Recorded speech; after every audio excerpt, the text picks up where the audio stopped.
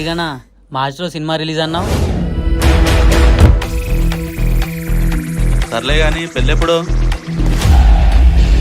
ఏంటి పెళ్లి చూపులకి వెళ్ళావంట? తెగిపోయిందా ఉందా?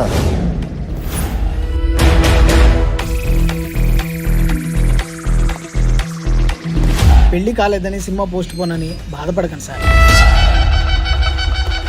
ఏప్రిల్లో జరగాల్సిన ఎలక్షన్ మేలో జరుగుతుంది.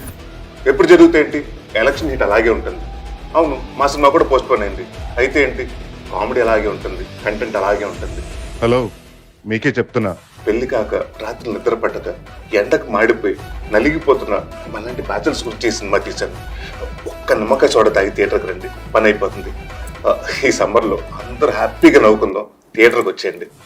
మే 3వ తారీఖు. ఒక్కటే అడక్కు.